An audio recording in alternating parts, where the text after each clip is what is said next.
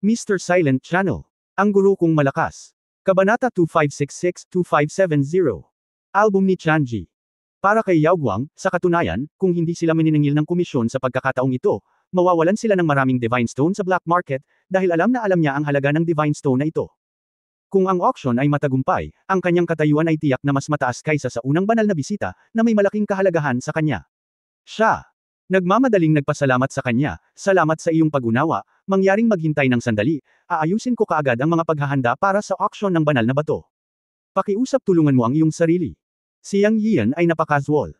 Pagkaalis ni Yao Guang, hindi napigilan ni Pan Wuji na sabihin, Guro, isusubasta ba natin ang banal na batong ito? Medyo naawa si Pan Wuji. Ang ganitong mataas na antas ng mga banal na bato ay mahirap makuha, lalo na ang isang malaking piraso. Kahit na ito ay ginagamit upang pinuhin ang sandata ng labanan, dapat itong pinuhin ng mas mahusay. Ngunit hindi man lang kumurap ang master at gusto niya itong i-auction.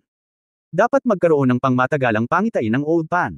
Kung makakamit ko ang pagkakaibigan ng unang Divine Workshop sa pamamagitan ng isang banal na bato, ito ay magiging malaking tulong sa akin sa hinaharap. Ang iyong Panginoon at ako ay may ilang mga kaaway na maaaring gumuho ng mga bundok sa iyong mga mata, kaya't kakailanganin ko ng maraming kakaibang materyales sa hinaharap. Bukod dito, hindi ako nagkukulang ng banal na mga kasangkapan, kung matagumpay din akong makakakuha ng banal na batong ito. Mga bato. Bihirang magpaliwanag si Yang Yian kay Pan Wuji. Ang aking amo ay matalino. Pinipuri siya ni Pan Wuji, ngunit hindi na nagtanong pa. Sa kanyang palagay, laging tama ang desisyon ng master at laging matalino ang master. Habang nag-uusap ang amo at katulong, bumukas ang pinto at muling pumasok si Yao Guang. Sa halip, inilagay niya ang isang banal na tableta sa harap ni Yang Yian at sinabing, Sir, ito ay isang kontrata. Pagkatapos na matagumpay na ma-auction ang banal na bato, maaari mong direktang ipagpalit ang banal na bato mula sa alinmang sangay ng ating unang banal na depensa gamit ang banal na tabletang ito, at maaari mo ring ilabas ito ng direkta ng sabay-sabay. Bilang karagdagan, ang banal na tabletang ito ay isa ring mataas na antas na banal na tableta ng ating unang Divine Workshop. Kung kailangan mo ito sa hinaharap, maaari mong hawakan itong mataas na antas na banal na tableta at humingi ng tulong sa alinmang First Divine Workshop. Susubukan ng aming mga tao ang kanilang makakaya upang matugunan ang iyong mga pangangailangan. Wala nang hihigit sa 900 ganoong mataas na antas na mga banal na tableta sa buong God Realm. Binabati kita sa pagkakaroon ng pagkakaibigan ng ating unang banal na workshop. Kung mayroon kang anumang kayamanan sa hinaharap, mangyaring ibigay ang mga ito sa aming unang Divine Workshop. Sa wakas ay napangiti si Yang Yian nang marinig niya ang mga salita ni Yao Guang. Ito ang kanyang pangwakas na layunin, at ngayon ito ay nakamit. Kung titingnan ang Golden Divine Tablet, ito ay talagang mas advanced kaysa sa Divine Tablet na nakuha ni Pan Wuji noon. Pagkatapos ilagay ito, sinabi niya, maraming salamat. Dapat lang. Masayang-masaya ako na mapipili mo ang aming first Divine Workshop. I wonder if it's convenient to tell me your name. Casual na tanong ni Yao Guang. Sinabi ni Yang Yiu, yun ang apelyido ko. Natural na wala siyang sasabihin. Sa pulong, lahat, kabilang si Yao Guang, ay nakasuot ng maskara. Hindi niya isisiwalat ang kanyang impormasyon at magdudulot ng gulo. Gayunpaman, alam din niya na ito ay isang paraan lamang para makipag-usap si Yao Guang. Ang isang pamagat ay maaaring maglalapit sa kanila. Kaya si Lord Yun. Nagsalita si Yao Guang, ngunit mas natural ang kanyang tono. Mas komportable din si Yang Yiu na marinig. Siya nga pala, ito ang mga kayamanan na isusubasta sa auction na ito. Lord Yun, pakitingnan. Kung may gusto ka, maaari mong sabihin sa akin. Maaari akong maging tagapayo mo. Pagkatapos magsalita ni Yao Guang, isang librong parang libro ang lumitaw sa kanyang kamay at iniabot kay Yang Yiu. Nagpasalamat si Yang Yiu at kinuha ito. Sa wakas ay nakuha niya ang unang kamay na impormasyon. Binuksan niya ito at binaliktad. Totoo nga, nakakita siya ng maraming mga kayamanan na hindi masama, at ang mga ito ay kumpleto, kabilang ang mga magic na gamot para sa alchemy, mga materyales para sa pagdadalisay, mga magic na armas, magic na damit at baluti, mga bangkay ng mga kakaibang hayop, at iba pa. Gayunpaman, iniisip niya ang tungkol sa Abyss Mysterious Water. Mabilis niyang binuklat ang mga pahina at sa wakas ay nakita niya ang Abyss Mysterious Water sa ika-10 pahina. Isa itong 30 pulgadang maliit na bote. Mayroong 10 patak na naitala sa booklet, at ang panimulang presyo ay 10,000 mababang uri ng mga banal na bato. Mayroon ding mga larawan, na tila isang patak ng tubig atlas ng tubig ng buhay, ngunit ang kulay ay pilak puti. Dagli nitong inilarawan ang kapaligiran ng pagbuo at pagiging epektibo. Gaya ng naintindihan niya dati, isa talaga itong top grade na banal na bagay na ginagamit para sa pagpino. Desidido siyang makuha ang bagay na ito. Ang panimulang presyo ay 10,000 banal na bato. Ito ay hindi umiiral para sa kanya. Babasagin niya ito kahit na gumamit siya ng mga banal na bato. Sa huling pahina, naitala na ang kliyente ng Abyss Mysterious Water ay isang lalaking nagngangalang Hel na nag-atas sa First Divine Workshop para i-auction ito sa black market. Siyempre, alam niyang Yiyo na ang lahat ng pumunta rito ay isang pseudonym lamang at hindi maaaring tunay na pangalan. Marahil ang First Divine Workshop lamang ang makakaalam ng totoong impormasyon ng kliyente, ngunit hindi ito mahalaga sa kanya. Kailangan lang niyang malaman na naroon ang Abyss Mysterious Water na kailangan niya. Matapos gamaan ang pakiramdam, dahan-daang binuklat niyang Yiyo ang iba pang mga kayamanan sa booklet. Kung may kailangan siya mismo ang gagawa ng aksyon. Sinimulan din niyang pag-isipang maghanap ng magkukumpuni ng baluti. Sinabi noon ni Pan Wuji na ang First God's Workshop ay may dalubhasa sa pagdadalisay. Ngayon na siya ay naging isang mataas na antas na miyembro ng First God's Workshop, natural na pumunta siya sa Yaoguang upang talakayin ang usapin ng Master of Refining. Habang binubuklat ang album, casual niyang tinanong, Manager Yaoguang, mayroon akong mataas na antas ng sandata na kailangang ayusin ng isang Master of Refining. Nabalitaan ko na ang iyong First God's Workshop ay may Master of Refining. I wonder kung maaari kang tumulong na makipag-ugnayan sa kanya. Sa oras na ito, iniisip ni Yaoguang kung paano lalapit kay Yang Yiyo. Sa kanyang opinyon, si Yang Yiyo ay dapat na isang alagad na ipinanganak sa isang malaking puwersa sa God Realm. Dapat ay mayroon siyang ilang mga kayamanan sa kanyang mga kamay. Kung mayroon siyang magandang relasyon sa kanya, anumang kayamanan ay ipapadala sa kanilang First God's Workshop sa hinaharap, na magiging malaking tulong sa kanya. Sa madaling sabi, naisip ni Yaoguang na dapat niyang alagaang mabuti si Ji Yun at magtatag ng pangmatagalang ugnayang kooperatiba. Hindi dapat palampasin ang gayong malaking lokal na tyrant. Dapat mong malaman na ang God Realm ay hindi lamang ang black market ng kanilang First God's Workshop. Sa katunayan, ang First God's Workshop ay nasa ilalim ng matinding panggigipit sa kompetisyon sa mga nakalipas na taon at hindi isinama ng ilang organisasyon ng black market dahil hindi sila makagawa ng mga kayamanan sa antas ng mabigat na kayamanan. O, nang walang suporta ng isang mayamang tao tulad ni Lord Yun, ang bilang ng mga tao ay bumababa. Kaya't nang marinig ni Yaoguang na nagsasalita si Yang Yiyo, mabilis niyang sinabi, Lord Yun, tinanong mo ang tamang tao. Hindi ako nang ahas na ipagmalaki ang tungkol sa iba pang mga bagay, ngunit pagdating sa mga master sa pagdalisay ng sandata, ang mga master sa ating First God Workshop ay kabilang sa mga pinakamahusay sa buong God Realm Weapon Refining World. Hanggat handa kang magbayad para sa Divine Stone, at wala nang magagawa ang ating First God Workshop. Palihim na tumanggaw si Yang Yiyo matapos itong marinig. Ito ang tamang tao. Sinabi niya, kailangan kong makita ang iyong master na nagpapadalisay ng sandata. Hindi ako nasiyahan sa iyong sinabi. Ang sandata ng labanan sa aking kamay ay isang kayamanan. Kailangan kong pag-usapan ito. At gusto ko ring itanong, paano mo ginagarantiyahan ang kaligtasan ng kayamanan? Ngumiti si Yaoguang at sinabi, Panginoon Yun, hindi mo kailangang mag-alala tungkol sa reputasyon at kaligtasan. Kahit nabigyan mo kami ng banal na sandata ng antas ng Heavenly Dao, hindi kami magagalaw. Ang nagtatag ng aming unang Divine Workshop ay isang Heavenly Dao level na pag-iral. Siya ay nanumpa at nagtatag ng mga utos ng ninuno. Mula sa kanyang huling dakilang pagawaan ay mas mataas kaysa sa ating unang dakilang pagawaan. Hindi kailanman nagkaroon ng anumang mga problema sa reputasyon. Bukod dito, ikaw at ang master ng armas ay pipirma ng isang kontrata ng kaluluwa sa oras na iyon. Hindi na kailangang mag-alala tungkol sa seguridad. Gayunpaman, nais kong ipaliwanag ng maaga ang isang bagay. Ang unang weapon master ng ating First Divine Workshop ay hihingi ng napakataas na presyo, at ang weapon master ay may panuntunan na siya ang nagtatakda ng presyo. Kung kailangan mo ito, tutulungan kitang makontak ito ngayon. Nakinig si Yang Yiyan sa mga salita ni Yaoguang at nakaramdam ng kaunting interes. Pagkatapos mag-isip tungkol dito, sinabi niya, pagkatapos ay maghintay hanggang matapos ang auction at tulungan akong makipag-ugnayan sa master ng iyong armas. Kailangan kong mag-shoot ng isa pang material. Okay, magsisimula na ang auction. Hindi ko alam kung anong kayamanan ang kailangan ni Lord Yun. Ipapaalala ko sa iyo. Tanong ni Yaoguang. Deep Abyss Mysterious Water, sabi ni Yang Yiyan. Yaoguang, okay, ako ang magiging advisor mo kapag nagsimula na ang auction. Maraming salamat sa pagkakataong iyon, nagpasalamat sa kanya si Yang Yiyo at nagpatuloy sa pag-flip sa album. Gayunpaman, sa sumunod na segundo, bigla siyang tumayo, at kumalat sa buong kahon ang nakapatay na layunin sa kanyang katawan. Tinakot nito sina Yaoguang at Pan Wuji. Lord Yun, anong ginagawa mo? Maingat na tanong ni Yaoguang. Nakita niyang nanginginig ang mga kamay ni Yang Yiyo habang hawak niya ang auction album. Kahit na ang kanyang mukha ay natatakpan ng banal na liwanag, masasabi pa rin ni Yaoguang na ang mga mata ni Yang Yiyo ay nakatutok sa album. Kinuha ni Yaoguang ang isang. Tingnan mo at nakita mo na ito ay lot number 58, ngunit ito ay isang babae na walang katulad na mukha. Naalala niya ang impormasyon sa kanyang isipan at naalala na ito ay isang nine-tailed fox. May nagpadala nito sa kanilang black market auction. Nagdulot ito ng matinding kaguluhan sa oras na iyon, dahil ang nine-tailed fox ay tiyak na hindi isang ordinaryong nilalang sa mga banal na hayop. Kabanata 2567, bibigyan kita ng 100,000 banal na bato para makabili ng isang balita. Ang nine-tailed divine fox ay talagang isang mahalagang banal na hayop sa banal na mundo. Ito ay may walang katulad na anyo, hindi pangkaraniwang talento, at isa ring banal na nilalang ng paraan ng dobleng paglilinang. Hindi maintindihan ni Yao Guang kung bakit tuwang-tuwa si Lord Yun matapos makita ang nine-tailed na Divine Fox na ito, at inilabas pa ang kanyang hangarin na pumatay. Hindi kaya may ibang nangyayari sa kanilang dalawa. Kung iisipin, hindi nakakagulat. Ang angka ng Fox mismo ang naglilinang ng paraan ng mortal na mundo, at maraming bagay tungkol sa relasyon sa pagitan ng mga mag-asawang Daoist, kaya hindi maiiwasang mangyari ang ilang pag-iibigan. Tinitigan ni Yang Yiyu ang album. May isang babae na walang katulad na kagandahan, ngunit sinong mag-aakala na ito ang magiging asawa ng kanyang amo ang asawa ng amo ni Chanji. Hindi ko inaasahan na balang araw ay ituturing na alagang hayop ang asawa ng amo ni Chanji at lalabas sa black market auction. Damn it! Kinagat ni Yang Yiyu ang kanyang mga ngipin at naglabas ng dalawang salita. Ano? Hindi malinaw na narinig ni Yao Guang. Huminga ng malalim si Yang Yiyu.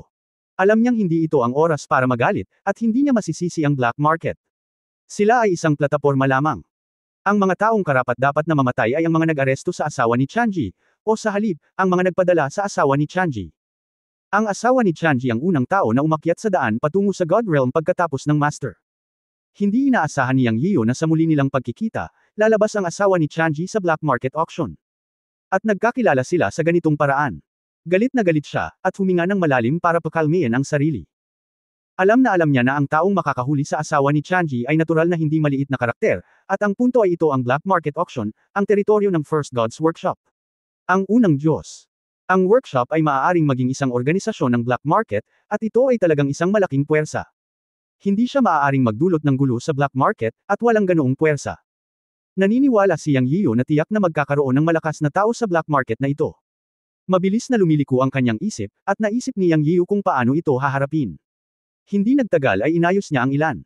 Una, kailangan niyang hanapin ang taong nagpadala sa asawa ni Chanji sa black market. Ito ang unang kalaban. Matapos mahanap siya, inilagay niya siya sa blacklist at pinatay siya. Pangalawa, iligtas ang asawa ng Panginoon sa lahat ng gastos. Pangatlo, paulit-ulit niyang sinasabi sa sarili na magtiis. Alam niya na hindi isang matalinong hakbang na kumilos sa black market auction. Pang-apat, pumunta siya sa Yao Guang para bumili ng impormasyon at hanapin ang taong umaresto sa asawa ni Chanji. May isang mensahe sa album na nagsabi lamang na isang tao ng isang malaking masamang tao ang nagtiwala sa unang bahay ng Diyos para i-auction ang asawa ni Chanji. Nais ni Yang Yiyu na makuha ang totoong impormasyon ng malaking masamang tao na ito. Pagtalikod, binitawan ni Yang Yiyu ang kanyang kamao at sinabi kay Yao Guang, kailangan ko ang tunay na impormasyon ng malaking masamang tao na ito. Inihagis ni Yang Yiyu ang album kay Yao Guang. Sa sandaling ito, mapait na ngumiti si Yao Guang at nagsabi, Master Yun, pinapahirapan mo ako. Ang aming auction house ay nagtatala lamang ng isang kathang-isip na pangalan para sa bawat may-ari ng ginto, at walang record ng kumpirmadong impormasyon. Alam ni Yang Yiyu na kahit totoo ang sinabi ni Yao Guang, ayon sa kapangyarihan ng unang bahay ng Diyos, kung talagang gusto niyang mag-imbestiga, tiyak na mahahanap niya ito. Pagkatapos ng isang paghinto, tumingin si Yang Yiyu kay Yao Guang at nagsabi, 10,000 banal na bato, kailangan kong malaman kung sino ang nagpadala ng siyam na buntot na Divine Fox sa iyong auction house. Master Yun, pinapahirapan mo ako, umiling si Yao Guang at mapait na ngumiti. 30,000 banal na bato, kailangan ko ang totoong impormasyon ng kabilang partido. Umiling pa rin si Yao Guang, Yun. 50,000 Divine Stones, kailangan kong malaman ang totoong impormasyon ng kabilang partido. Hindi binigyan ni Yang Yiyu ng pagkakataon si Yao Guang na magsalita. Master Yun, hindi ito Diyos. Sa sandaling ito, Yao Guang. Nanginginig ang boses ni 100,000 banal na bato upang bumili ng isang piraso ng impormasyon upang matulungan akong makuha ito, alam kong mayroon kang lakas. Nagtaas ng boses si Yang Yiyu. Yao Guang. Hindi nagmamadaling nagsalita sa pagkakataong ito. Pagkaraan ng ilang sandali, sinabi niya, kung gayon, gawin natin ang gusto ni Master Yun. Sa pagkakataong ito ay nagsalita si Yao Guang na may masayang tono, at tumalikod at umalis. Natigilan si Pan Wuji at sinabi sa sarili, oh my goodness, ang First Divine Workshop ay kilala bilang pinakamahusay sa confidentiality, ngunit magiging ganito. Huminahon si Yang Yiyu at sinabing, Old Pan, tandaan mo, sila man ang mauna o hindi, gaano man kalakas ang kanilang mga slogan, lahat sila ay walang laman. Sa harap ng mga tunay na interes, walang hindi magagawa. Kung hindi mo ito gagawin, ito ay dahil ang iyong mga banal na bato ay hindi sapat upang suportahan ang kanilang pagbebenta ng impormasyon. Bukod dito, para sa kanila, hindi ito direktang nagbebenta ng impormasyon ng customer, ngunit nag-iimbestiga sa pamamagitan ng kanilang kapangyarihan, kaya hindi ito lumalabag sa kanilang black market creed. 100,000 banal na bato lamang para sa pagsisiyasat ng impormasyon, ang deal na ito ay napaka-epektibo para sa kanila. Tandaan, sa hinaharap, ang anumang problema na maaaring malutas sa mga banal na bato ay dapat na malutas sa mga banal na bato. Hangga't kailangan nila ng mga banal na bato, bigyan sila. Hindi sapat ang 10,000, 100,000. Kung hindi sapat ang 100,000, kung gayon ang 1,000,000 banal na bato. Palaging may presyo. Ang pinaka-nakakatakot na bagay sa mundong ito ay walang kapalit. Panginoon, naaalala ko ito. Ang tatlong pananaw ni Old Pan ay na-refresh sa pagkakataong ito, ngunit siya ay nag-isip at seryosong tumango upang ipakita na naiintindihan niya. Makalipas ang mga 5 minuto, bumalik si Yao Guang at sinabi kay Yang Yiyo, nagbigay na si Master Yun ng mga tagubilin. Magkakaroon na ng balita sa loob ng 3 oras. Ngayon ay nagsimula na ang auction. Pumunta muna tayo sa auction. Okay, salamat, pinasalamatan siya ni Yang Yiyo. Hindi man lang siya kumurap ng gumastos siya ng 100,000 Divine Stones. Gayunpaman, mayroon siyang higit sa 700,000 mga banal na bato sa kanya, na sapat para sa kanya upang kumita ng pera. Ipinagkatiwala din niya kay Yao Guang na mag-auction ng napakalaking piraso ng apoy na pulang ginto. Sa oras na iyon, ito ay magiging isang malaking kapalaran ng mga banal na bato. Para sa kanya, ang mga banal na bato ay parang pera lang na gagastusin. Napakasarap sa pakiramdam na gumastos ng maraming pera. Hindi nagtagal ay nagsimula ang auction, na hindi gaanong naiiba sa mga auction na nilahukan noon ni Yang Yiyan sa mundo ng mga engkanto. Ang unang na-auction na kayamanan ay isang banal na artifact ng antas ng Hari ng Diyos, na may panimulang presyo ng 1,000 mas mababang uri ng mga banal na bato, at sa wakas ay naibenta ito para sa 8,000 mga banal na bato.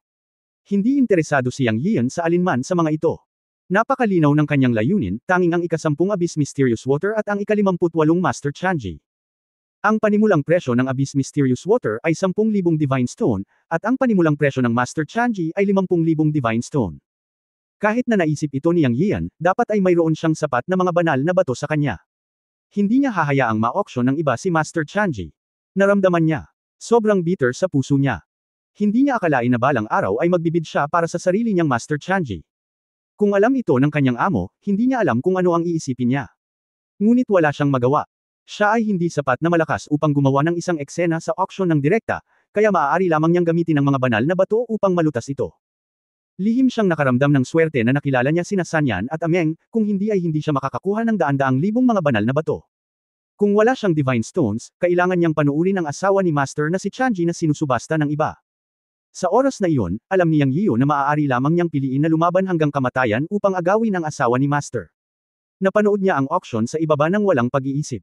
Hindi nagtagal ay ika-10 Abyss Mysterious Water na, at pinaalalahanan siya ni Yao Guang, Lord Yun, ang Abyss Mysterious Water ay nasa entablado. Nakikita ko. Bumalik si Yang Yiyo sa kanyang katinuan, naging matigas ang kanyang mga mata, at tumitig siya sa gitna ng field. Sa sandaling ito, ipinakilala ng auctioneer sa entablado ang Abyss Mysterious Water at pumasok sa auction. Ang panimulang presyo ay 10,000 Divine Stone, at ang bawat bid ay hindi dapat mas mababa sa 1,000 Divine Stone. 11,000 banal na bato. Maya-maya ay may nagbid. 15,000. 16,000. Nang magsasalita na sana si Yang Yiyo, pinigilan siya ni Yao Guang, sandali lang, Lord Yun. Walang nagbid sa ibang mga kahon sa ikatlong palapag. Warm up lang ito. Kahit gaano pa sumigaw ang mga tao sa una at ikalawang palapag sa ibaba, wala itong silbi. Ang mga taong talagang kayang bayaran ng mga banal na bato ay nasa ikatlong palapag, paano ako magtitiwala sa akin? Okay, maraming salamat. Hindi tinanggihan ni Yang Yiyo ang kabaitan ni Yao Guang. Naniniwala siya na isasaalang-alang siya ni Yao Guang. Makalipas ang 2 o 3 minuto, ang bid ay umabot na sa 20,000 banal na bato. Sa oras na ito, sa wakas ay bumaba ang mga bid sa una at ikalawang palapag. Sa sandaling ito, sa wakas ay sumigaw ang isang tao sa kahon sa ikatlong palapag, 30,000 banal na bato. Itinaas niya ang presyo ng 10,000 banal na bato sa isang hininga. Biglang tumahimik ang una at ikalawang palapag ng venue. Ang 10,000 na pagtaas ng presyo ay halatang mula sa isang lokal na malupit. Alam ng lahat na ang isang malaking boss na may tunay na background at kayamanan ay gumawa ng hakbang. Nagsimula na ang kompetisyon sa ikatlong palapag. Bagamat ayaw ng mga tao sa una at ikalawang palapag, alam nilang wala ng pag-asa, kaya hindi sila sumunod sa bidding. 31,000. 35,000. 40,000 banal na bato. 4 na bid ang ginawa sa ikatlong palapag, at 3 sa kanila ay napakabangis. Sa oras na ito, ngumiti si Yao Guang at sinabing, mukhang maraming tao ang nangangailangan ng Abyss Mysterious Water. Napakaraming kompetisyon ni Lord Yun. Natatakot ako na marami siyang pagdurugo para mapanalunan ito. Bahagyang sinabi ni Yang Yiyo, magbid lang, determinado akong manalo. Okay, so I have a bottom line in my heart. Nakuha ni Yao Guang ang pag-aproba ni Yang Yiyo, at dahan-daang ibinuka ang kanyang bibig ngunit direktang dinobol ang presyo, 80,000 mababang uri ng mga banal na bato. Sa sandaling ito, tahimik ang buong proseso. Kabanata 2568 kumpara sa banal na bato, siya ay walang katumbas sa aking puso.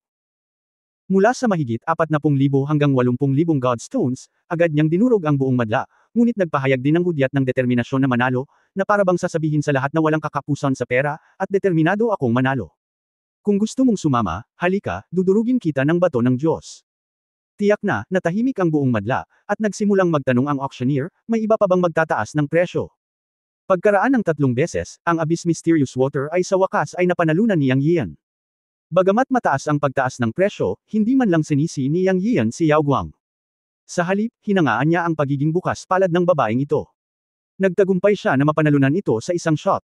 Kung magbid siya ng kaunti, naniniwala si Yang Yian na ayon sa mga patakaran ngayon, maaaring hindi siya manalo ng kahit 80,000. Gayunpaman, sa pagkakataong ito ay sumikat din si Yang Yian, o napansin ng ilang malalaking puwersa sa larangan. Ngunit si Yao Guang ang tumawag sa presyo para kay Yang Yian. Karamihan sa mga taong lumahok sa auction ay mga matandang kakilala, at kilala nilang lahat si Yao Guang, kaya mahirap na hindi ito mapansin. Nakita ng lahat na si Yao Guang ang nagdala kay Yang Yian sa kahon noon. Napakaraming tao ang nagbigay pansin sa kahon kung nasaan si Yang Yiyo. Nagpatuloy ang bidding. Ang bawat banal na bagay ay walang apil kay Yang Yiyo, inaabangan lang niya ang pagdating ng no. 58. Gayunpaman, mayroong isang episode sa gitna. Nang umabot sa mahigit 30 piraso ang bidding, lumitaw ang kanyang Flame Red Gold Divine Stone. Sinabi ni Yao Guang sa gilid, sinadya kong inayos ang Flame Red Gold ni Mr. Yun sa gitnang link, dahil ang bidding auction ay papasok sa isang white hot stage sa oras na ito, at maaari itong i-auction sa medyo mataas na presyo. Salamat, medyo nawalan ng isip si Yang Yiyo. Ngayon ang kanyang isip ay puno ng asawa ni Chanji, umaasang walang mangyayaring masama. Ang asawa ni Chanji ay palaging mabuti sa kanya, at nadama niya ang pinakamalapit sa asawa ni Chanji sa 3 asawa. At posibleng malaman ng asawa ni Chanji ang kinaroroonan ng namatay na matanda. Isang kasinungalingan ang sabihing ayaw niya sa namatay na matanda. Hanggang ngayon, walang nakakaalam kung buhay o patay ang patay na matanda.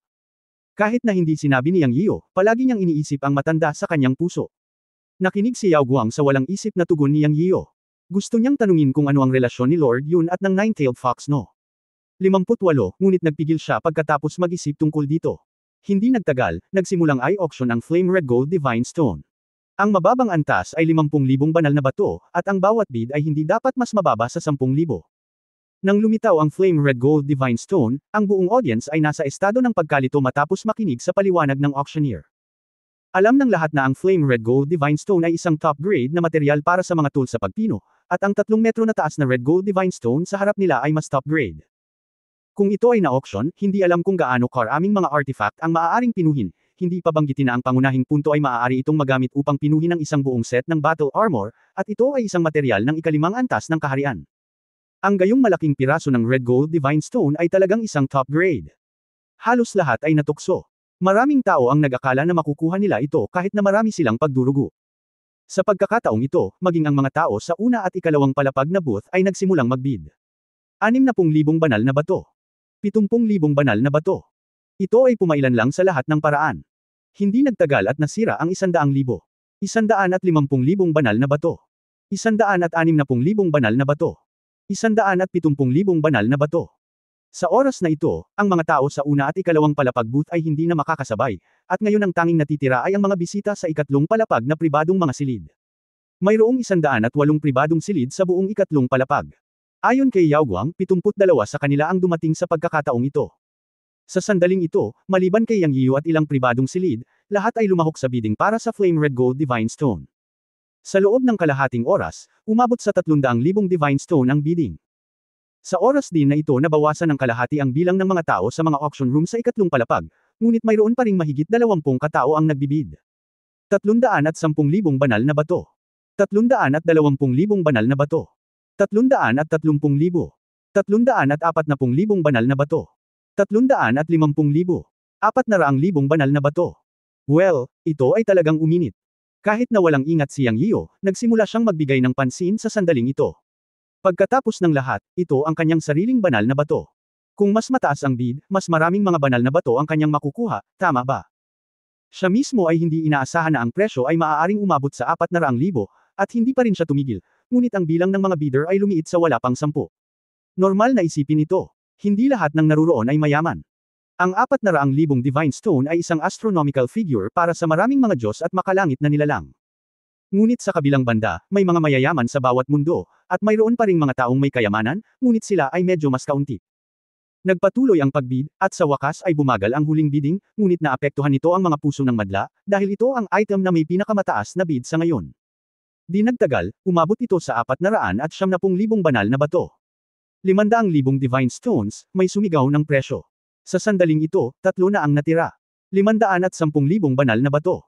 520,000 banal na bato. 550,000 banal na bato. Sa oras na ito, ang una sa 3 natitirang pamilya ay tumaas ng 30,000. Tahimik ang isang pamilya. 2 ang natira.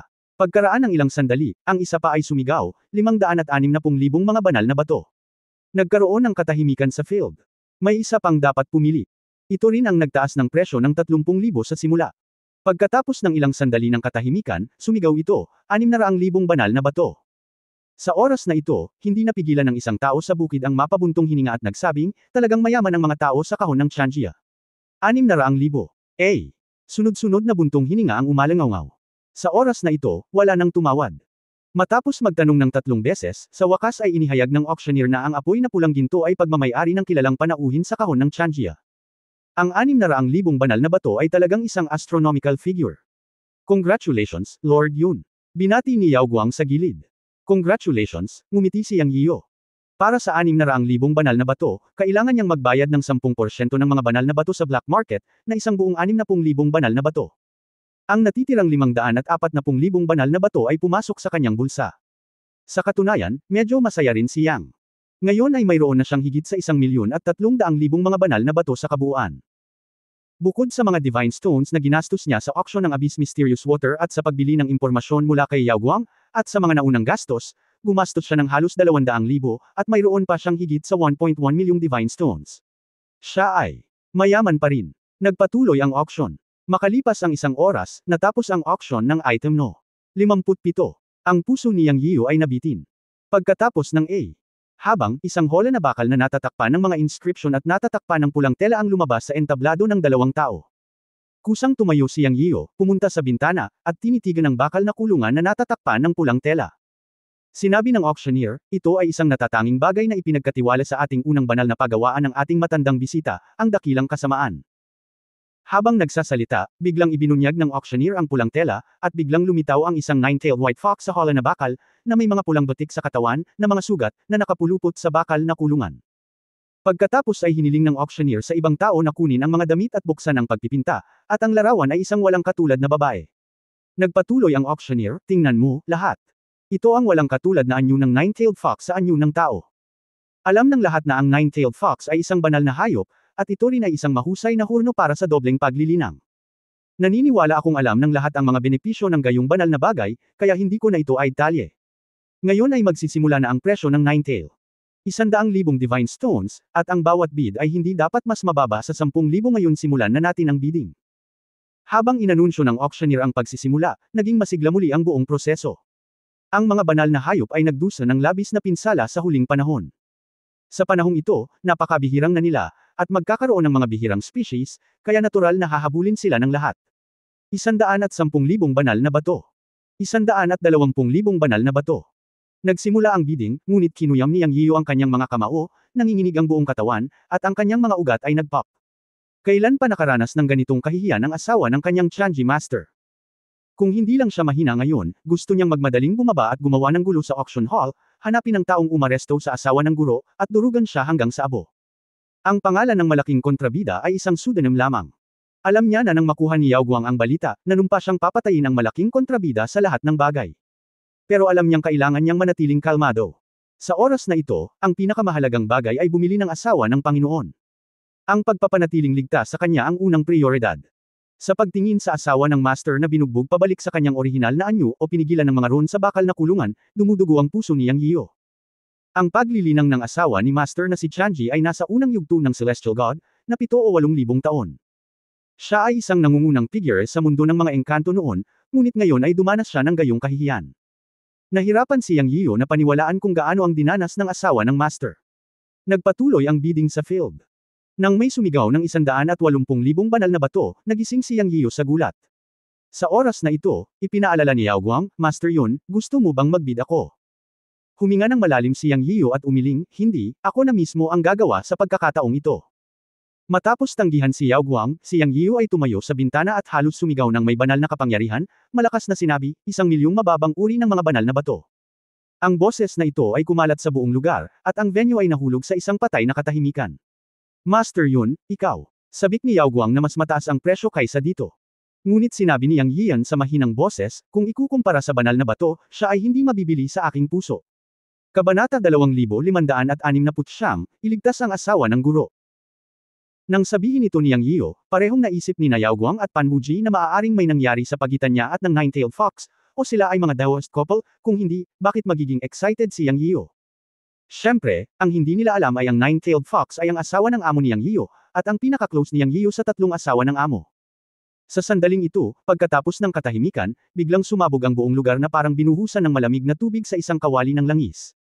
Hiss! Sit! Hiss! Hiss!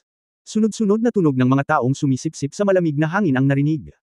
Sa sandaling ito, ang mga mata ng lahat ay nakatuon sa kahon sa ikatlong palapag kung saan naroon si Yang Yiu. Nakakita na ako ng mayayaman, pero hindi pa ako nakakita ng ganoong kayaman.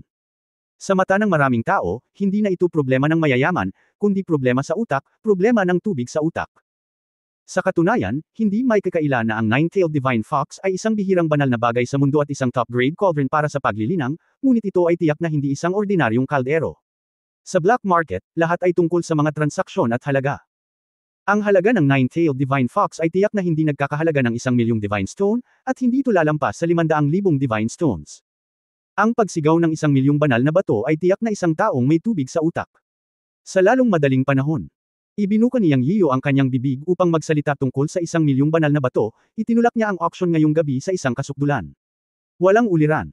Ang 1,000,000 banal na bato ay talagang isang mataas na presyo sa Tiancheng, hindi pa banggitin ng buong God Realm. Alam ng lahat na ang mga puwersa na maaaring maglabas ng 1,000,000 banal na bato sa isang pagkakataon ay mabibilang sa isang banda sa buong Tiancheng. Maraming tao ang nagsimulang mag-isip kung sino si Yang Yiu. Maaari ba siyang miyembro ng isa sa mga nangungunang puwersa sa Tiancheng? Pero isipin mo, imposible. Ang nangungunang puwersa sa Tiancheng ay lahat ng madalas na bumibisita sa black market. Mayroon na silang sariling private room at hindi mo nabibili ng private room pansamantala. Sa ganitong paraan, ito ay dapat na isang panlabas na puwersa. Maraming tao at puwersa ang lihim na nagsimulang bigyang pansin ang background ni Yang Yiu. Gayunpaman, ang mga ito ay hindi mahalaga kay Yang Yiu.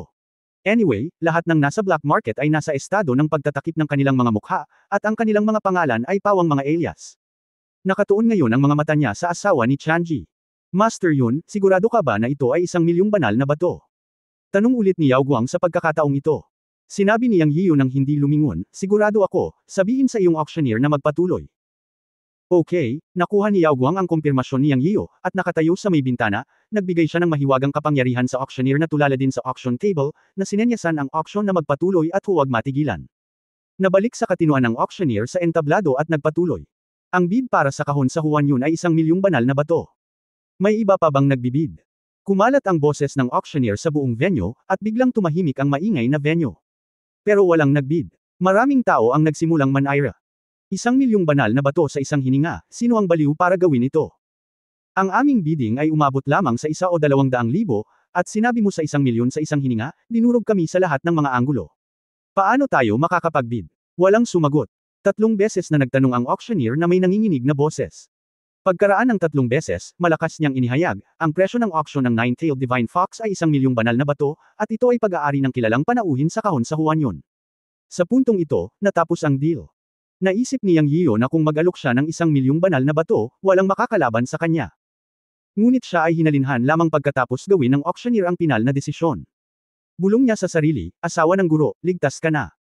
Ako, ang matanda, ay bumili ng asawa ni Master. Sa katunayan, siya mismo ay nakaramdam ng labis na hindi komportable. Hindi niya inaasahan na balang araw ay bibili siya ng asawa ng sarili niyang guro. Huminga siya ng malalim at sinabi kay Yao Guang na nasa likuran niya, Manager Yao Guang, mangyaring hilingin sa isang tao na dalhin siya dito. Narito ang 1,000,000 banal na bato. Pakibilang ang mga ito. Habang nagsasalita, hinati ni Yang Yiu ang 1,000,000 banal na bato sa Chenkun Pot, inilagay ang mga ito sa isang banal na mundo at ibinigay kay Yao Guang. Okay, Lord Yun, ako na mismo ang pupunta doon. Naramdaman ni Yao Guang na si Yang Yiu ay nagmamalasakit sa Nine-Tailed Fox, ngunit kinuha niya ang magic ring at pinuntahan mismo ang Nine-Tailed Tiger.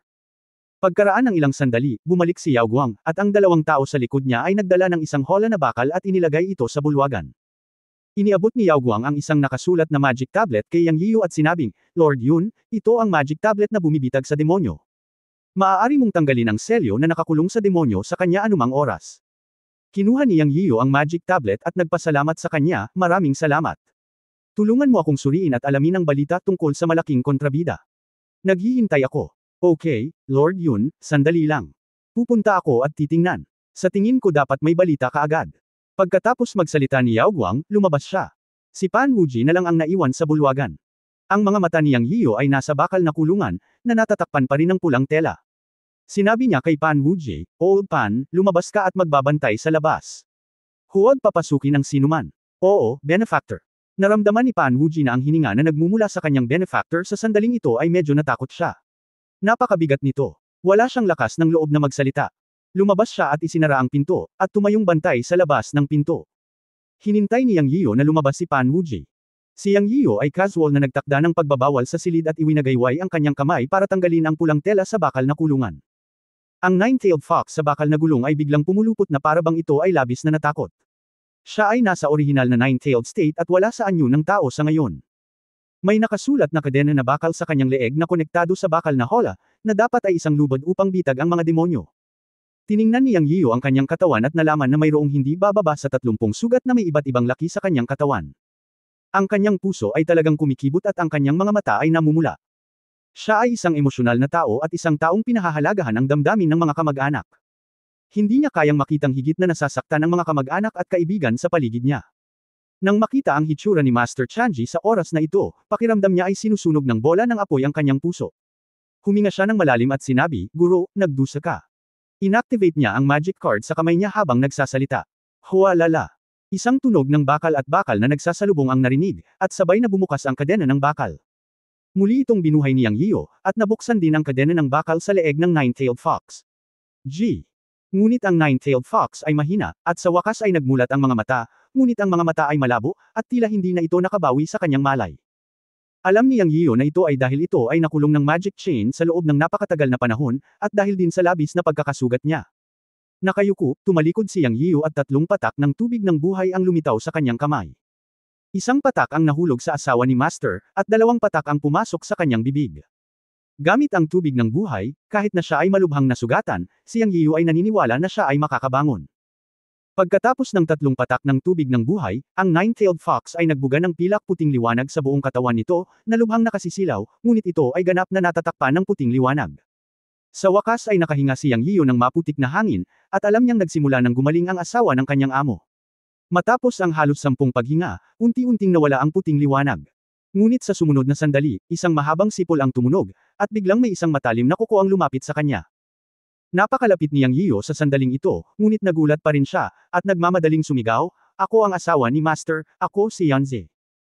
Huminto ang kuko sa kanyang noo, at nawala ang puting liwanag, ngunit ito ay naging anyo ng tao ng asawa ni Chanji Master na lumitaw sa kanyang harapan. Alam ni Yang Yiyu na gumaling na ang asawa ng kanyang amo. Ikaw, si Yanze. Naguguluhan si Chanji, at medyo malamig ang boses niya. Pagkatapos ay nag-react si Yang Yiyu. Sa sandaling ito, ginamit niya ang banal na liwanag upang takpan ang kanyang mukha, at ang pigil na hininga pagkatapos uminom ng elixir, hindi nakakagulat na ang asawa ng kanyang amo ay naguguluhan. Sa isang pag-iisip sa kanyang isipan, mabilis niyang inalis ang banal na liwanag na tumatakip sa kanyang mukha at ibinalik ang kanyang orihinal na anyo. Agad siyang lumuhad sa harap ni Chanji at sinabing, Greetings, Master. Sa wakas ay nakumpirma ni Chanji na ang kalbong lalaki sa kanyang harapan ay si Yang Yiyan, ngunit ang kanyang buhok ay nawala, ang kanyang aura ay nagbago, at ang kanyang paglilinang ay aktwal na umabot sa antas ng isang Diyos sa itaas na antas. Sa pagbabalik tanaw, wala pang 10,000 taon mula noong sila ni Yang Yiyan ay nagkita at naghiwalay sa mundo ng engkanto. Noong panahong iyon, hindi pa siya nakakamit ng kaliwanagan, ngunit ngayon ay isa na siyang Diyos sa itaas na antas. At ano ang tungkol sa kanya? Siya ay nakaligtas sa isang buhay o kamatayang pakikibaka upang makarating sa God Realm. Sa talento ng Nine-Tailed Fox Clan, napakabilis niyang nilinang at kalaunan ay nilinang sa itaas na antas ng katawan ng demonyo, Diyos, na kaharian. Gayunpaman, sa isang sakuna, ang kanyang kaharian ay bumagsak ng husto, at ngayon ay nahulog na siya sa unang kaharian ng Diyos ng demonyo. Akala niya ay mamamatay siya sa sakuna na ito, at handa siya sa pag-iisip. Siya ay nahuli at nakontrol, at ipinadala sa black market auction site na may mga tanikala na nakakabit ng demonyo. Kailan pa siya, isang marangal na nine-tailed fox, ay nakaranas ng matinding kahihiyan. Inilunsad niya ang isang bawal na pamamaraan, at nais na sirain ang sariling ngunit nabigo, at sa halip ay nawalan ng malay. Sinong mag-aakala na makikilala niya talaga si Yang Yian? Sa oras na ito, alam ni Chanji nang hindi nagtatanong na si Yang Yian ang nagligtas sa kanya. Matapos makitang malinaw na si Yang Yiu iyon, ganap na lumuwag ang tensyon ni Chanji. Nagkamalay siya at nabawi ang kanyang lakas sa isang iglap. Akala niya ay ilusyon lang iyon. Ngunit ngayon sa wakas ay alam na niya na hindi ito ilusyon, si Yang Yiu ang nagligtas sa kanya. Nang makita si Yang Yiu, namula ang mga mata ni Chanji, at nabulunan siya at sinabing, "Yuner." Siya. Bumagsak sa lupa habang nagsasalita, ngunit siya ay umiiyak ng mapait habang nakayakap kay Yang Yiu. Siya lang ang nakakaalam kung gaano kasakit ang naranasan niya. Ngayon may nakita siyang kamag-anak, naiiyak talaga siya sa tuwa. Chapter 2570 ito pala ang masamang gang. Ayos naman ang asawa ni Master, ayos lang. Sa oras na ito, nakabulong lang si Yang Yiu para aliwin siya, at ito ay bilang pag-aliw mula sa isang junior. Hindi siya nang ahas na maging walang galang. Iginagalang niya ang asawa ng Panginoong ito mula sa kaibuturan ng kanyang puso. Siya. Naiintindihan din niya na siya ay nagdurusa. Kapag nakilala ng isang tao ang isang malapit na tao sa God Realm, inilabas niya ang kanyang emosyon. Naiintindihan siya ni Yang Yiu. Pagkaraan ng ilang sandali, tumigil si Chanji sa pagsasalita, tumayo at pinunasan ang kanyang mga luha, tinulungan si Yang Yiu na bumangon at sinabing, "Magandang bata, bumangon ka kaagad, tutulungan ka ng asawa ni Master na makita ang epekto." Asawa ni Master, natutuwa akong ayos ka na. Medyo natigilan pa si Yang Yiu sa asawa ng Master na ito. Siyempre, ang pagpigil na ito ay dahil sa paggalang sa kanya, hindi sa takot. Ang asawa ni Master na si Chanji, na nakamit ang katayuan ng isang demonyong Diyos, ay naging mas kaakit-akit tulad ng isang fox clan. Ito ay likas, at kahit si Yang Yiu ay hindi nang ahas na tumingin sa kanyang mga mata. Sayang, akala ko hindi na ako makakatakas sa pagkakataong ito, pero hindi ko inaasahan na niligtas mo pa rin ako, napabuntong hininga si Chanji. Pinaupo siya ni Yang Yian at nagtanong, "Asawa ng guro, sino ang umaresto sa iyo? Nahanap mo na ba ang aking Panginoon?" Ito ay isang mahabang kwento. Bumantong hininga si Tianji at sinabi kay Yang Yian ang tungkol sa kanyang karanasan sa God Realm. Pagkalipas ng ilang minuto, nakinig si Yang Yian sa kwento ng asawa ni Master. Alam niyang iniiwasan ng asawa ni Master ang ilang bagay, ngunit naiisip niya ang mga panganib at kahirapan. Ayon sa kwento ng asawa ni Master, pagkatapos niyang makarating sa God Realm, pinatay din niya ang bantay ng Ascension Gate para makapasok sa God Realm, at pagkatapos ay hinahanap niya ang kanyang amo. Ang asawa ng Panginoon ay nilinang ang isang natural na paraan ng lihim na makapaghihinuha sa mga lihim ng langit. Sa kanyang pagbabawas, nalaman niya na ang mga bakas ng Master ay lumitaw sa Tiancheng, kaya siya ay pumunta sa Tiancheng, ngunit sa kalagitnaan, nakilala niya ang isang grupo ng mga celestial na nilalang na nanghuhuli ng mga halimaw. Direkta nilang inatake siya. Ang kabilang partido ay may celestial god-level existence, at marami sa kanila. Pagkatapos ng isang away, kahit na sinunog niya ang kanyang dugo at kakanyahan upang maisegawa ang lihim na pamamaraan, hindi siya makatakas. Sa huli, hindi lang nawala ang kanyang cultivation mula sa Upper Demon God, Celestial God, na kaharian, nahulog siya sa pangunahing demonyong Diyos, at nahuli at na-auction din sa black market. Ayon sa asawa ng Master, ang God Realm ay napakalawak at napakalaki. Kahit na ang bawat ascender ay isang makapangyarihang pag-iral na maaaring tumawag sa hangin at ulan sa mundo ng mga engkanto, kailangan pa rin nilang magsanay mula sa pinakamababang antas ng mga Diyos at mga tao pagkatapos makarating sa God Realm. Bukod dito, iba ang mga tuntunin ng God Realm. Gumamit man siya ng kaltas ng mga lihim ng langit, para siyang naghahanap ng karayom sa isang dayami para makahanap ng isang tao. Sa karamihan, maaari niyang ipahiwatig ang isang pangkalahatang direksyon. Para sa napakaraming taon, siya ay nagsasanay habang hinahanap ang kanyang Panginoon, ngunit hindi niya ito natagpuan. Binanggit din ni Yang Yian ang tungkol sa Valkyrie Master, Princess Master, at Lan Xin na sabay na umakyat sa Heavenly Road, ngunit hindi pa niya nakita si Master Chanji. Pagkatapos ay tinanong ni Chanji si Yang Yian, at sinabi rin ni Yang Yian sa kanya ang lahat mula noong umakyat siya sa Heavenly Road, ngunit itinago niya ang katotohanan na siya ay itinuturing na anak ng malaking kalamidad ng Supreme Emperor ng Celestial Race, at na siya ay hinuhuli ng mga labi ng Chen Kun, at na nakilala niya ang Emperor Foxy. Ayaw niyang iduit ang asawa ni Master, at hindi rin niya gustong mag-alala ito. Pagkatapos ng pag-uusap ng dalawa, narinig ni Yang Yian si Pan Wuji na kumakatok sa pinto sa labas. Kaya't muli silang nagtakip ng mukha ni Chanji at kumaway para buksan ang pinto. Si Pan Wuji ang pumasok kasama si Yao Guang. Pinaikit ni Yang Yian ang kanyang mga mata at nahulog ang kanyang mga mata kay Yao Guang. Alam niya na dapat si Yao Guang ang pumunta para magtanong kung sino ang nag-aresto kay Master Chanji, at may balita. Kung tungkol sa kung sino ang umaresto kay Master Chanji, hindi niya alam, ngunit naalala niya na ang ilang mga tao na umaresto sa kanya noong araw na iyon, na pinamumunuan ng isang Tian Shenzhen, ay maaaring kumpirmahin na isang miyembro ng Celestial Race. Ngunit ngayon ay hindi na mahalaga. Gumastos siya ng 100,000 banal na bato at hiniling kay Yao Guang na pumunta ng palihim. Natural, malalaman niya kung sino ang umaresto sa asawa ng kanyang amo na si Chanji. Natural na ipaghihiganti niya ang puot na ito. Ang 100,000 banal na bato ay hindi maaaring gastusin ng walang kabuluhan, at ang asawa ng kanyang Panginoon na si Yang Yiu ay hindi maaaring magdusa ng walang kabuluhan. Siya mismo ay nadismaya ng mahuli, at hindi niya maaaring hayaan ang kanyang mga kamag-anak at mga kaibigan na mali. Dahil may ganitong lakas siya ngayon, maghihiganti siya. Ito lang ang antas ng Tian Shenzhen, na hindi mahirap para sa kanya. Parehong nasa Tiankunpot sina Sanyan at Ameng, ngunit lahat sila ay nasa antas ng Tian Shenzhen, hindi mga vegetarian. May balita si Lord Yun, ito ang kailangan mo. Sabi ni Yao Guang, na iniabot ang isang banal na tableta kay Yang Yiu.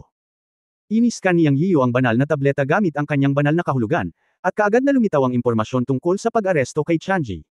Pagkatapos niyang basahin ito, nalaman niyang may kaugnayan talaga ito kay Pan Wuji. Siyempre, ito ay hindi isang malapit na relasyon, ngunit isang relasyon ng pagkakasangkot. Lumalabas na ayon sa impormasyong ibinigay ni Yao Guang, ang mga taong umaresto sa asawa ni Chanji ay ang Evil Gang talaga, na siyang puwersa kung saan nakita niya ang malahayop na lalaki na sinakal ang malaking tao noong araw na iyon. Ayon sa impormasyong ibinigay ni Yao Guang, ang Evil Gang ay isang masamang puwersa sa ilalim ng lupa sa Tiancheng. Ang pinuno ng Evil Gang ay isang mataas na antas na God King, na may 30,000 miyembro ng gang sa ilalim niya. Isa ito sa mga pangunahing masasamang puwersa sa Tiancheng. Gagawin nila ang lahat para sa bato ng Diyos, at ang pag-aresto sa mga ibinebentang halimaw ay isa lamang sa kanilang mga industriya. Ang mga taong inaresto ang asawa ni Chanji ay isang maliit na pangkat ng Evil Gang, na may kabuuang 12 tao.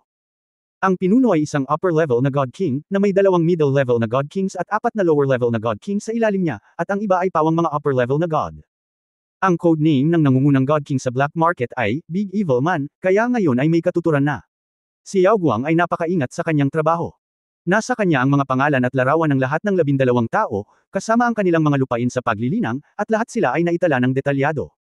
Siyempre, magaspang lang ang ideya niya sa buong masamang gang, ngunit nagbigay din ito ng pangunawa kay Yang Yiu, na sapat na para sa kanya. Hindi niya kayang masaktan ang antas ng hari ng Diyos sa ngayon, ngunit hindi ba niya kayang patayin ang 12 Diyos ng langit? Ang makapangyarihang sistema ng katalinuhan ng First God Workshop sa likod ng Yao Guang ay sumasalamin din sa lakas at kapangyarihan ng First God Workshop mula sa gilid, na tiyak na hindi maliit. Salamat, inalis ni Yang Yiu ang Jade Sleep at nagpasalamat kay Yao Guang. Hindi niya ito sinabi sa asawa ng kanyang amo, dahil alam niyang pagkatapos niyang sabihin dito, siguradong hindi siya hahayaang makipagsapalaran ng asawa ng kanyang amo. Ngunit bilang alagad ng guro, kung ang asawa ng Panginoon ay nabuli, siya, bilang isang disipulo, ay dapat maghiganti sa 10 taon ng paghihiganti. Bumulong si Yao Guang, Master Yun, hindi ko alam kung dapat ba akong magtanong sa iyo o hindi. Manager Yao Guang, bagaman ito ay isang pakikitungo sa pagitan mo at sa akin, ito ay kapalaran din. Ang pagkikita at pagkilala sa isa't isa ay kapalaran. Huwag maging magalang. Magtanong lamang kung mayroon kang sasabihin. Sabi ni Yang Yiu. Sinulyapan ni Yao Guang ang babaeng nakaputi na nakatayo sa harap ng bintana. Bagamat natatakpan ng banal na liwanag ang mukha nito, alam niyang ito ang nine-tailed fox. Pagkatapos ay bumulong siya, Master Yun, maghihiganti ka ba sa mga tao ng Evil Gang? Walang itinatago si Yang Yiu tungkol sa tanong na ito, kaya tumanggo siya at sinabing, oo. Anyway, ang impormasyon tungkol sa Evil Gang ay ibinigay ni Yao Guang, kaya hindi siya natakot na sabihin ni Yao Guang. Nagpatuloy si Yao Guang, salamat, Panginoon Yun, sa iyong pagtitiwala. Dahil itinuturing mo akong kaibigan, ako, si Yao Guang, ay may sasabihin sa iyo, Panginoon Yun. Sinabi ni Yang Yiu, mangyaring magsalita. Ang Evil Gang ay may isang pinuno na isang mataas na ranggo na God King, ngunit ito ay Rumord na mayroong isang mas makapangyarihang tao sa likod ng mga eksena. Kung gusto ni Lord Yun na maghiganti sa Evil Gang, kailangan niyang mag-isip ng 2 beses. Masasabi ni Yang Yiu na ang mga salita ni Yao Guang ay may mabuting layunin. Implicitly niyang sinasabi sa kanya na ang pagpatay sa ilang Diyos ay maaaring magagalit sa buong Evil Gang, at na ang Evil Gang ay hindi kasing simple ng tila sa ibabaw. Bilang karagdagan sa isang mataas na ranggo na hari ng Diyos, mayroon pang mas makapangyarihang mga tao, kaya hindi siya dapat mag-imbita ng gulo. Siyempre, alam niya na ang mga salita ni Yao Guang ay mayroon ding isa pang layer ng kahulugan upang subukan siya. Kung tinanggap niya ang kabaitan ni Yao Guang at sinabing hindi siya maghihiganti, sasabihin niya kay Yao Guang na siya ay isang taong walang lakas at walang background. Ngunit kung determinado siyang maghiganti, inisip ni Yao Guang na may background siya sa likod niya at isa rin siyang taong may malaking kapangyarihan. Sa pag-iisip nito, bumulong si Yang Yiu sa kanyang sarili, napakaisip na babae. Maraming tao sa God Realm na hindi maaaring maliitin. Dapat siyang mag-ingat sa hinaharap. Siyempre, sa panlabas, si Yang Yiu ay hindi nag-alinlangan, at sinabing may paghamak, ito ay isang maliit na gang ng mga kontrabida. Hindi mahirap sirain ito. Salamat sa iyong kabaitan, Manager Yao Guang. Naiintindihan ko. Nang marinig ni Yao Guang ang mga salita ni Yang Yiu, kumbinsido siya na ang Panginoong Yu na ito, na hindi niya nalaman ang pinagmulan, ay tila isang disipulo mula sa isang malaking puwersa at karapat-dapat pansinin. Nang magpadala siya ng mga tao para imbestigahan ang pag-aresto sa Nine-Tailed Fox, inimbestigahan din niya si Lord Yun. Talagang nararapat na banggitin na ang tagalabas na nagmula sa labas ilang araw na ang nakalipas ay hindi lokal ng Tiancheng, at ang lingkod sa tabi ni Lord Yun ay tila isang lokal na Diyos ng Tiancheng, isang maliit na tao na may katamtamang mga kwalifikasyon at hindi nagtagumpay, na ikinahiya ng mga kontrabida at iniligtas ni Lord Yun gamit ang 10,000 banal na bato. Pagkatapos noon, pumunta sila sa black market para i-auction ang Abyss Mysterious Water. End of this chapter. Pahingi naman ng like, share at subscribe mo na rin para updated ka sa susunod na kabanata. Salamat.